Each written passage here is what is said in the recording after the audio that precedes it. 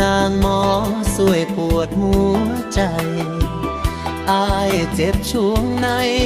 ลึกท้ายอายช้ำหนักหนาขอให้นางหมอคนสวยช่วยพยาบาลนึกว่าเมตตาสงสารช่วยพยาบาลอายแด่นางหมออายเจ็บเต็มที่แค่นี้หลายปีพ้นผ่านแสนทรมานอาการเจ็บปวดบ่หายอายจึงห้องหา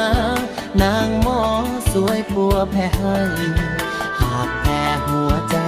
อายหายจะมีสิ่งใดมอบให้นางหมอนางหมอคนดีจริงช่วยปานี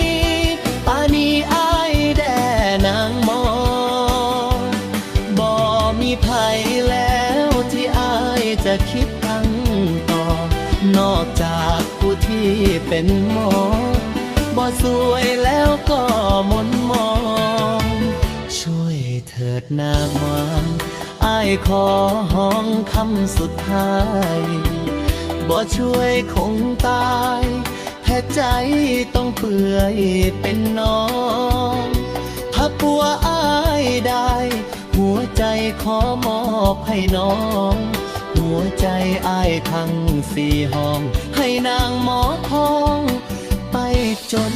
วันตาย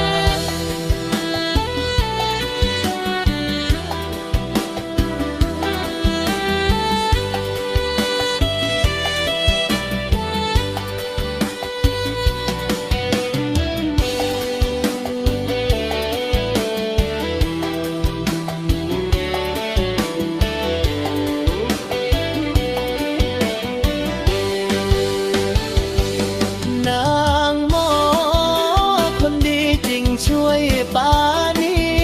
แค่นี้อายแด่นางหมอบ่มีภัยแล้วที่อายจะคิดตั้งหยุดต่อนอกจากผู้ที่เป็นหมอบ่สวยแล้วก็มนมองช่วยเถิดนางหมออายขอห้องคำสุดท้ายบ่ช่วยคงตายใจต้องเปื่อยเป็นน้อ